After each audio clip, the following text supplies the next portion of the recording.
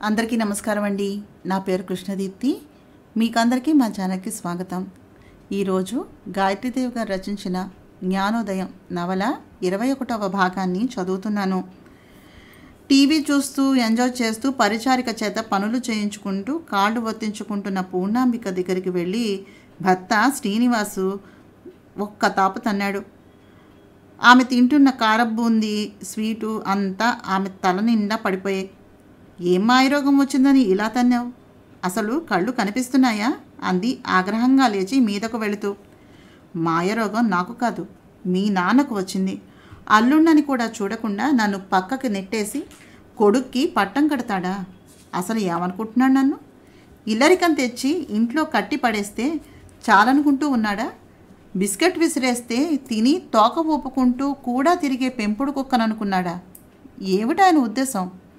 ఇన్నాళ్ళు కూడా తిప్పుకుని తన పనులన్నీ నా చేత నౌకల్లాగా చేయించుకుని ఇప్పుడు అన్నీ కొడుక్కు అప్పగిస్తాడా? అంత కానివాణ్ణి అయిపోయానా నేను? పరాయివాణ్ణి అయిపోయానా? లేకపోతే చేతగాని చవట సన్నాసిని అనుకుంటున్నాడా? అంటూ ఉరిమాడు. నీ కోపం తాపం నా మీద చూపిస్తావే? నేను ఈ దివాణానికి యువరాణిని. నేను తింటున్న ఫలహారాన్ని తన్నేసి నా నెత్తి నిండా పోసి పైగా మా నాన్నగారిని తక్కువ చేసి ఓ మర్యాద గౌరవము లేకుండా మాట్లాడడానికి నీకెంత ధైర్యం? ఉండు, నీ పని చెప్తాను అంటూ తన గదిలోనికి పరిగెత్తుకుంటూ వెళ్ళి కనకాంబికకు ఫోన్ చేసింది. శ్రీనివాసుకి మొట్టమొదటిసారిగా భయం వేసింది. ఇన్నాళ్ళు అతను ఆడింది ఆటగా పాడింది పాటగా చెల్లుబడి అయిపోయింది. ఏకైక సార్వభౌముడిలాగా అధికారాన్ని హస్తగతం చేసుకుని ఇంట బయట కూడా మకుటం లేని మహారాజులాగా చలామణి అవుతున్న తనను ఉన్నట్టుండి పాతాళానికి జారిపోవటం లేదు కదా. తన నోటి దురుసు మామగారి దాకా వెళితే ఏం జరుగుతుందో అనూహ్యంగా మారింది అతని పరిస్థితి. కనకాంబిక వస్తూనే పూర్ణాంబికను చూసి ఆమె చెప్పింది విని పూర్ణాంబికను తీసుకుని తన మందిరానికి వెళ్ళిపోయి భర్త రాక కోసమని ఎదురు చూస్తూ కోడలు పద్మకు ఫోన్ చేసి రప్పించి పూర్ణాంబికను చూపించింది. అంతవరకు అసలు మనస్పర్ధలు అనేవి తెలియనటువంటి పూర్ణాంబిక తనకేదో చాలా ఘోరమైనటువంటి అన్యాయం జరిగిపోయినట్టుగా ఏడవసాగింది. తన భర్తకి శ్రీనివాస్కి తేడాని మొట్టమొదటిసారిగా గమనిస్తూ విస్తుపోయి విన్నటువంటి పద్మాంబిక మామగారి రాక కోసమని ఎదురు చూసింది. ఆనంద భూపతి దగ్గర నుంచి కబురు వచ్చాక ఓ రకమైనటువంటి భయంతో వచ్చి మామగారి ముందు దోషిలాగా నిలబడ్డాడు శ్రీనివాస్. అతను వచ్చేసరికి భార్యని కోడలిని కూతుర్ని కూడా పంపించేసి జరిగినదంతా భార్య వల్ల విని అల్లుణ్ణి పిలిపించుకున్నారు. ఎప్పటిలా చిరునవ్వులు ఒలికిస్తూ శ్రీనివాస్ రాలేదు. ఆపేక్షగా ఆయన కూడా ఆహ్వానించలేదు. ఈ మధ్యనే ఆయనకి అల్లుడి గురించి కొన్ని పుకార్లు వినవచ్చాయి. వాటిని చేరవేసింది త్రిలోక్ మాత్రమే. అందుకే ఆయన అంత తొందరగా కృష్ణ చైతన్యను నెమ్మదిగా ఒప్పించి తన అనారోగ్యాన్ని కారణంగా ఎత్తి చూపిస్తూ కొడుకును లొంగదీసుకుని కిరీటాన్ని కొడుకు నెత్తి మీద పెట్టి సున్నితంగా అల్లుడి చేతిలోని పవర్స్ని యంత్రం వేసి ఆ అయస్కాంతంలాగా ఆకర్షించినట్టుగా వశపరుచుకుని అన్నింటినీ కొడుకు పరం చేసేశారు చాలా తెలివిగా. ఇంకా అల్లుడి నుంచి ఏ రియాక్షన్ రాలేదేమిటి చెప్పమా అని ఆయన అనుకుంటూ ఉండగానే విషయం ఇది అని ఆయనకు వినిపించింది కనకాంబిక. రావయ్యా, కూర్చో. ఏమిటి దుడుకు? ఈ దివాణంలో ఉండాలని ఉందా, లేక నీ ఇంటికి నువ్వు వెళ్ళిపోవాలని కలలు కంటున్నావా? నీ ఉద్దేశం అదే అయితే నాకు ఎటువంటి అభ్యంతరమూ లేదు. నీ భార్యను తీసుకుని నిక్షేపంలా వెళ్ళి నీ ఇల్లు నువ్వు చక్కదిట్టుకోవచ్చు. ఇంతకాలం పూర్ణకి చిన్నతనమని పంపించలేదు. ముద్దుగా 30 ఏళ్ళు వచ్చినా ఇంకా ప్రపంచ జ్ఞానం తెలియని అంధురాలిలాగానే ఉండిపోయింది.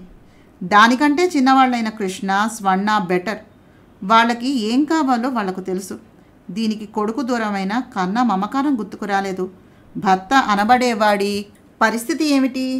అసలు ఏ దిశగా పయనిస్తున్నాడు? భవితవ్యం ఏమిటి అనే బెంగ బాధ చీకు చింత కూడా దానికి తెలియటం లేదు. ఇప్పటికైనా మీ ఇద్దరికీ వాస్తవం ఏమిటి అన్నది తెలియకుండా నా కడుపులో దాచుకుని కంటికి రెప్పలా చూసుకుంటూ నేను తప్పు చేశానేమో అనిపిస్తోంది. అందుకే ఇంత అర్జెంటుగా నిన్ను రప్పించవలసి వచ్చింది అన్నారాయన స్థిర గంభీరంగా అల్లుణ్ణి మామూలుగా పలకరించి కూర్చోమని ఆసనం చూపిస్తూనే తన స్వరాన్ని ములుకులాగా మార్చి ప్రయోగించారు. మామగారు చూపించిన ఆసనం మీద కూర్చుని అస్థిమితంగా కదిలాడు శ్రీనివాస్.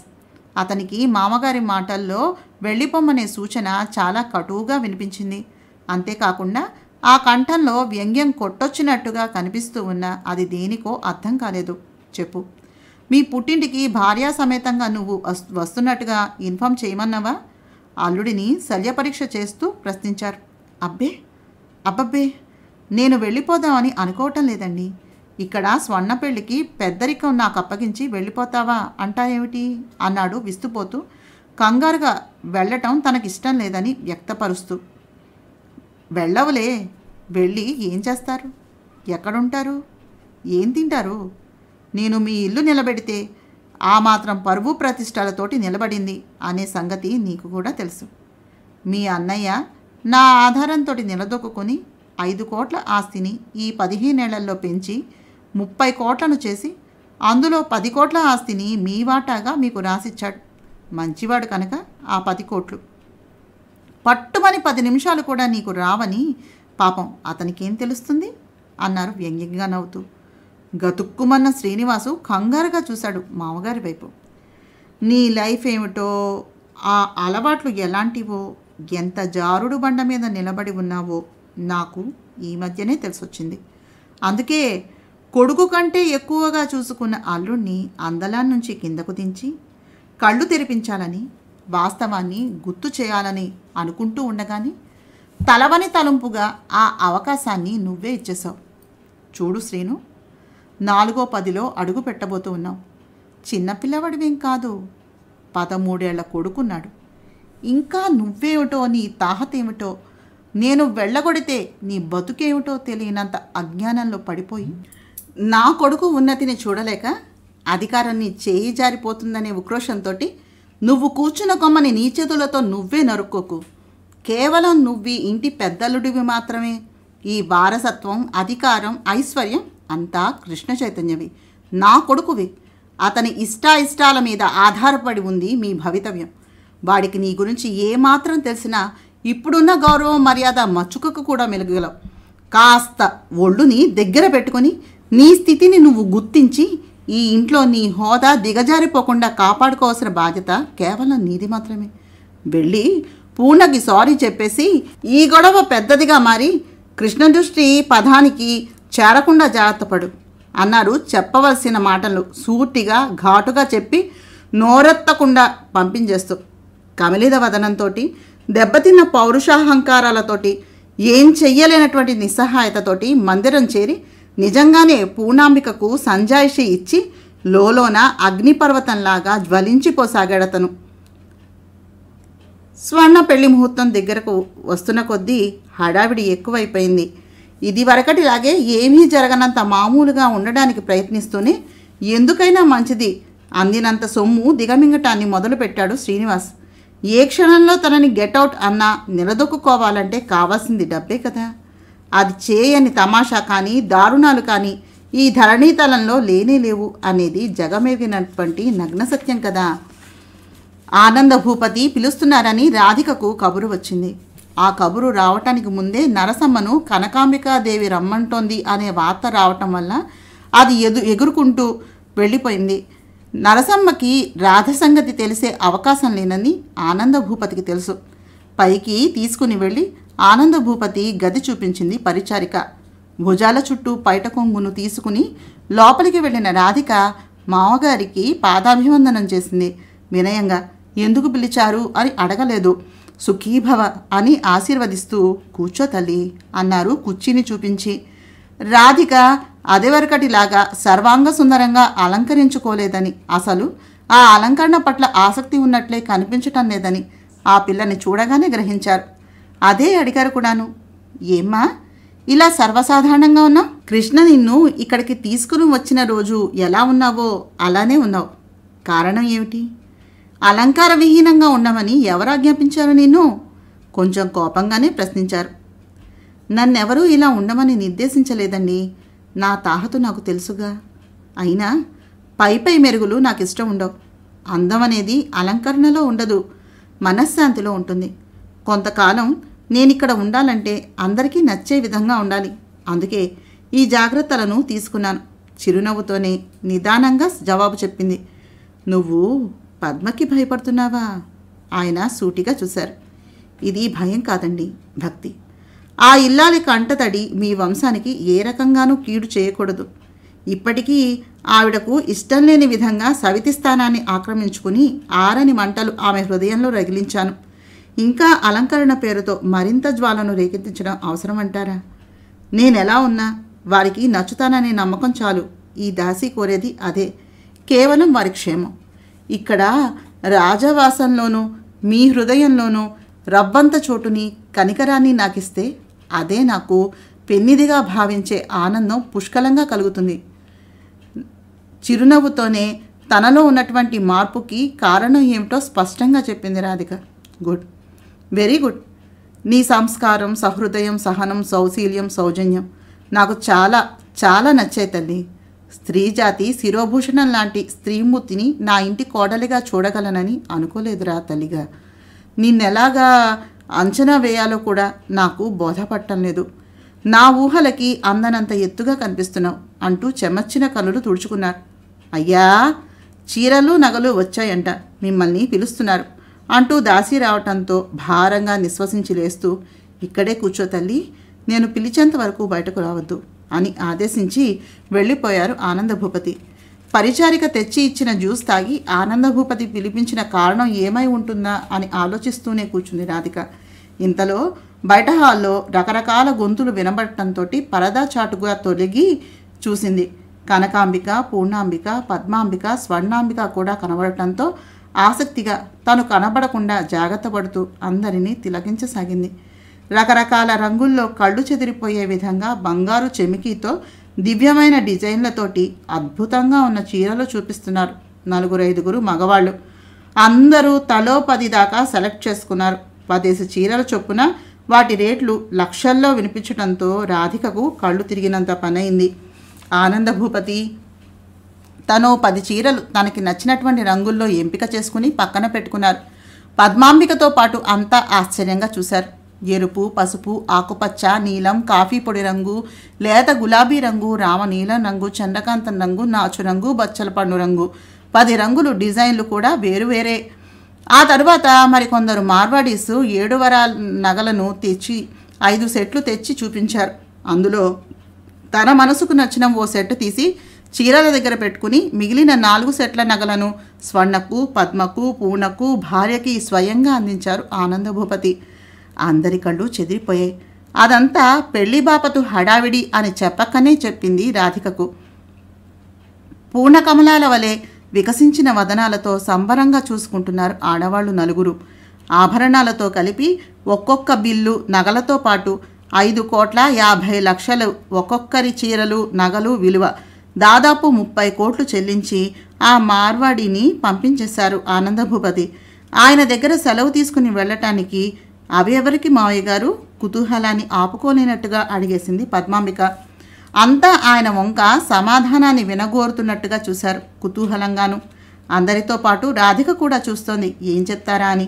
ఆమె మనస్సులో అవి తనకేమో అనే చిన్న శంక తలెత్తింది. అప్పుడే నాకు బాగా కావలసిన వారికి చిరునవ్వుతో గోప్యంగా ఇచ్చారు జవాబుని. ఆ కావాల్సింది ఎవరో తెలుసుకోవాలనిపించినా ఆయన్ని తిరిగి ప్రశ్నించే సాహసం చేయలేక అంతా సెలవు తీసుకుని మర్యాదగా ఎవరి మందిరాలకు వాళ్ళు వెళ్ళిపోయారు. అయినా పద్మాంబిక మాత్రం సమాధాన పడలేక తన మందిరం కారిడార్లో కూర్చుని ఆనందభూపతి మందిరాన్ని పరిశీలించడం మొదలుపెట్టింది. ఏదో తెలియని అనుమానం ఆమె మనస్సులో ప్రభవించింది. ఇదేమీ తెలియని ఆనందభూపతి రాధికను పిలిచి 10 చీరలు, 7 వారాల నగల సెట్టు ఆమెకిచ్చారు.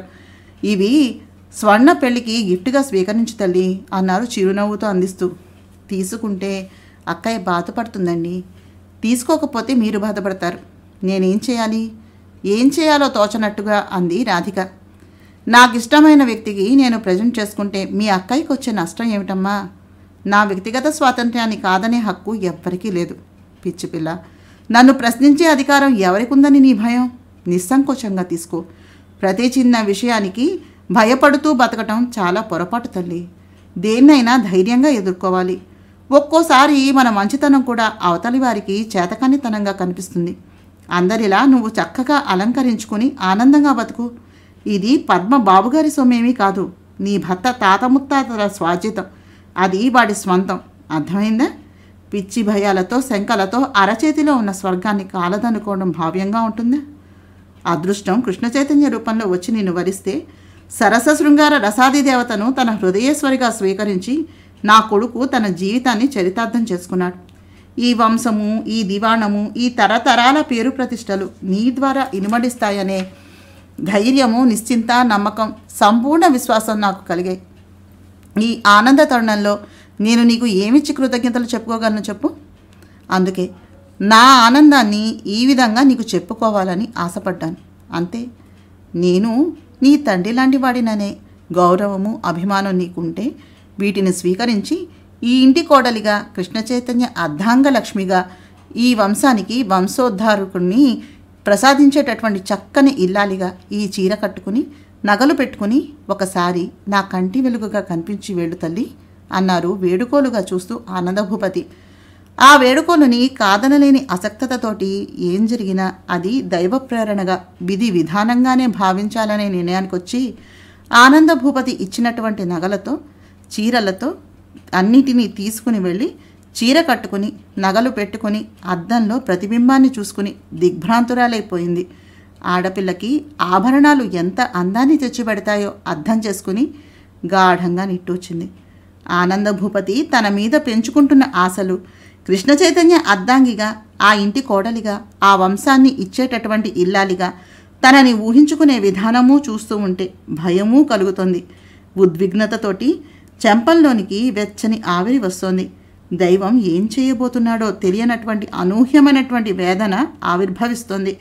చివరికి ఏదీ తన చేతుల్లో లేదనే సత్యాన్ని గుర్తుకు తెచ్చుకుని మామూలుగా మారిపోయి బయటకు వెళ్ళింది. కళ్ళు ఇంతింతలు చేసుకుని ఎంతో ఆనందంగా అద్భుతాన్ని చూస్తున్నట్టుగా ఆనందభూపతి చూస్తూ ఉంటే తల ఉంచుకుని నిలబడిపోయింది. ఇంతలో హర్షధ్వానాలు వినిపించి తల తిప్పి చూసింది రాధిక. అప్పటికే ఆమెను సమీపించి నడుం పట్టుకుని గాలిలోనికి ఎత్తి గిర్రున తిప్పేశాడు కృష్ణ చైతన్య ఆనందంగా. ఆనందభూపతి చిరుదరహాసంతో చూస్తూ ఉన్నారు. గుమ్మంలోనే ఆగిపోయిన ధనుంజయ్ కూతుర్ని సర్వాంగ సుందరంగా చూసుకుని మురిసిపోతూ ఉంటే ఆయన వెనకనే ఉన్నటువంటి త్రిలోక్ అప్రతిభుడైపోతే ఆ వెనకే ఉన్నటువంటి శ్రీనివాసు కళ్ళు చెదిరిపోయాయి. రాధిక కెవ్వుమంటూ కృష్ణ చైతన్య మెడను గాఢంగా వాటేసుకుంది, పడిపోతానేమో అనే భయంతో. ఆ దృశ్యం అంతరి హృదయాలలోనూ ముద్రపడిపోయింది. దించమని రాధిక గోల చేయటంతో కిందకు దించాడు తప్పనిసరే కృష్ణ. కృష్ణ రాధని అమ్మకు చూపించి మరీ తీసుకుని వెళ్ళు అన్నారు కొడుకును మురిపెంగా చూసుకుంటూ Anandabhupathi. Yes daddy, thank you. Meet mister Dhanunjay general మేనేజర్గా పదవీ బాధ్యతలను స్వీకరించారు. మీతో మాట్లాడాలంటే తీసుకొచ్చాను. త్రిలోక్ని మీరే రమ్మన్నారట కదా, బావగారిని మాత్రం నేను రమ్మనలేదు అన్నాడు కృష్ణ చైతన్య తండ్రి దగ్గర సెలవు తీసుకుని రాధిక చెయ్యి పట్టుకుని తీసుకుని వెళుతూ. రాధిక కూడా ఆనందభూపతిని వినయంగా నమస్కరించి అతన్ని అనుసరించి వస్తూనే తండ్రిని పరాయి వ్యక్తి అన్నట్టుగా తప్పుకుని మరీ వచ్చింది. అది దేనికో గ్రహించిన త్రిలోక్, ధనుంజయులు చూపులు తిప్పుకుని ఆనందభూపతికి వినమ్రంగా నమస్కరించారు. కూర్చోమన్నట్టుగా ఆసనాలను చూపించి శ్రీనివాస్ని ఎందుకు వచ్చావు అన్నట్టుగా చూపించారు. అది శుభలేఖలు వేయించాలని అంటూ నసిగేశాడు. యజ్ఞన్న గారు ఇంకా ముహూర్తం కుదిరింది అన్నారే కానీ శుభపత్రికని తీసుకుని రాలేదు. ఆయన వచ్చాక ఫోన్ చేస్తాను. ఇక వెళ్ళమన్నట్టుగా చెప్పి త్రిలోక్ వైపు తిరిగి ఫైల్స్ తెప్పించమన్నారు. ఆయనలో ఇది వరకటి గౌరవము, అభిమానము, ఆదరము లేకపోగా ఇంటి అల్లుడనే గుర్తింపు, హోదా మర్చిపోయినట్టుగా, పనివాడిని ట్రీట్ చేస్తున్నట్టుగా ఉన్నటువంటి ఆ ధోరణిని చూసి ఒళ్ళు భగ్గుమనడంతో వెనుదిరిగి తన మందిరానికి వెళ్ళిపోయాడు శ్రీనివాస్. అతను వెళ్ళాక ధనుంజయ్ తోటి కరస్పర్శను చేసి ప్రీతిపూర్వకంగా చూస్తూ తమ సంస్థల గురించి, ఆస్తుల గురించి, బిజినెస్ వ్యవహారాల గురించి సవిస్తరంగా చెప్పి అర్థం కాని విషయాలెన్నో విడమర్చి బోధించి ధనుంజయ్లోని పిరికితనము, భయము, కంగారు, బెదురు, సంకోచాలను పోగొట్టి కార్యనిర్వహణాధికారిగా మార్చి తన దగ్గర చనువు, ఆత్మీయత, అభిమానాలు కలిగించి మరీ పంపించారు ఆనందభూపతి. ధనుంజయ్ కేవలం జనరల్ మేనేజర్గానే అందరికీ పరిచయం అయ్యాడు. త్రిలోక్ని ధనుంజయ్కి ఏ అనుమానం కలిగినా నివృత్తి చేసి అర్థం కాని విషయాలు అర్థమయ్యేలా చెప్పి అనుక్షణము ప్రోత్సహిస్తూ శిక్షణను ఇవ్వమని ఆదేశించి తన తల మీద బరువు బాధ్యతలు ధనుంజయ్ తలకి ఎత్తి నిశ్చింతగా నిట్టూచారు ఆనందభూపతి. ఆనందభూపతి మందిరం నుంచి సర్వాంగ సుందరంగా అలంకృతమైనటువంటి రాధిక కృష్ణ చైతన్యను చెయ్యి పట్టుకుని సంతోషంగా నవ్వుతూ అతన్ని వెన్నంటి నడిచి వస్తూ కనిపించటంతో పద్మాంబిక అనుమానం యథార్థ రూపాన్ని ధరించగా ఆరని అగ్నిహోత్రంలా మండే గుండెలతో ప్రజ్వరిల్లిపోతూ ఆ ఇద్దరిని కాల్చి భస్మం చేసేలా చూస్తూ కొయ్యబొమ్మల్లే నిలబడిపోయింది. ఇదేమీ తెలియని రాధాకృష్ణలు జ్ఞానాంబికాదేవి మందిరానికి వెళ్ళి ఆవిడకు దైవానికి కూడా సాష్టాంగ ప్రణామం చేశారు. కళ్ళు తెరిచి చిరునవ్వుతో కుంకుమను తీసి రాధికి బొట్టు పెట్టమన్నట్లుగా చూస్తే ఆవిడ తల నిమిరి కృష్ణ చైతన్య చేతిని రాధిక చేతిలో పెట్టేసింది అప్పగిస్తున్నట్టుగా. ఒకే ఒక్క క్షణం ఆ ఇద్దరిని ఆశీర్వదిస్తున్నట్టుగా చూసి మళ్ళీ కళ్ళను మూసుకుంది ధ్యానంలోకి వెళ్ళిపోతూ ఆవిడ. రాధిక హృదయం అనిర్వచనీయమైనటువంటి భావంతో రాగరంజితమైంది. అక్కడ ఆనందభూపతి రాధికను ఆ ఇంటి కోడలుగా స్వీకరిస్తున్నట్టుగా మాట్లాడితే ఇక్కడ ఈవిడ ఏ రకంగా కొడుకునే రాధిక స్వంతం చేస్తున్నట్టుగా అతని చేయిని రాధిక చేతిలో పెట్టి అతని తాలూకు సమస్త బాధ్యతలను అప్పగించేస్తున్నట్టుగా ప్రవర్తించటంతో హర్షపులకితను చేసింది రాధిక అంతరంగాన్ని. అంతవరకు కృష్ణ చైతన్య మాటల ద్వారా చెప్పినటువంటి విషయం సత్యమని ఆ భార్యాభర్తలు ఇద్దరూ తీర్మానించినట్టుగా తోచింది. ఇక భగవద్ నిర్ణయం ఏమిటో మరి అనుకుంటూ గాఢంగా నిట్టూచింది రాధిక.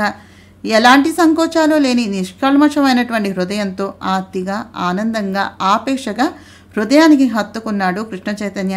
ఆ కౌగిలిలో సర్వం మర్చిపోయినట్టుగా ఒదిగి పులకించిపోయిందామే. విషయమంతా కూతురు ద్వారా ఫోన్ కాల్లో గ్రహించాడు భూపాల భూపతి. ఈ పెళ్లి అయిపోయి హడావిడి సద్దుమణిగాక ఆలోచిద్దాంలేమని కూతురుకు నచ్చ చెప్పాడాయన. అదే మంచిదని సర్ది చెప్పింది కనకాంబిక.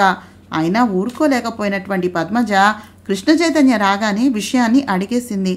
అయితే మీ నాన్నగారికి బాగా కావలసినటువంటి మనిషి ఆవిడ అనా అంది. ఎవరావిడ? ఏమో కదా. అసలు విషయం ఏమిటో చెప్పకుండా ఏదో అడిగితే నాకేం తెలుస్తుంది? ఎవరి గురించి అడుగుతున్నావు అన్నాడు నొసలు ముడివేస్తూ.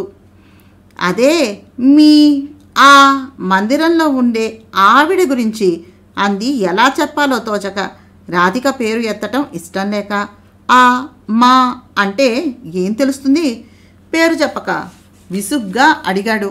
అదే మీరు తెచ్చి ఉంచుకున్నటువంటి మనిషి గురించి అంది మూతి 3 వంకలు తిప్పుతూ ఎద్దేవాగా పద్మజ. ఉంచుకోవడం ఏమిటి?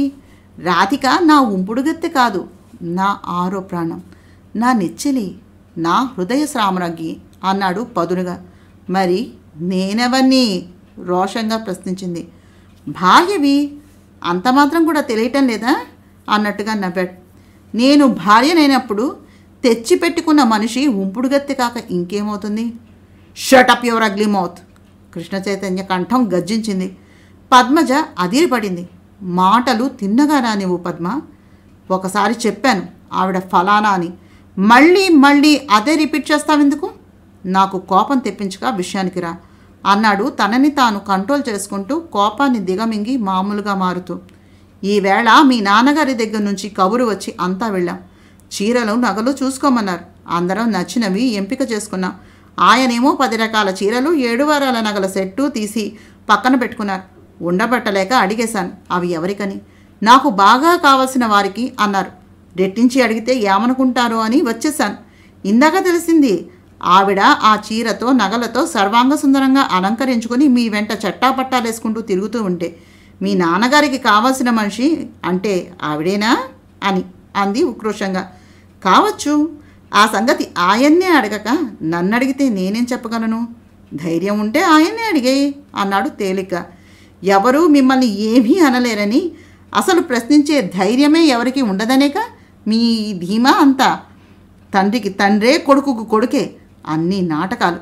మీ ప్రమేయం ఏమీ లేకుండానే మీ నాన్నగారు చీరలు నగలు ఇచ్చి మాతో సమానంగా ఆవిడకు పట్టం కట్టడానికి అసలు అదెవ్వరూ. దాని అర్హతలేమిటి? కాసులకి అమ్ముడుపోయే మనిషి మాతో సమానమా? పద్మాంబిక మాట పూర్తి కాకుండానే ఆమె చెంప చెల్లుమంది.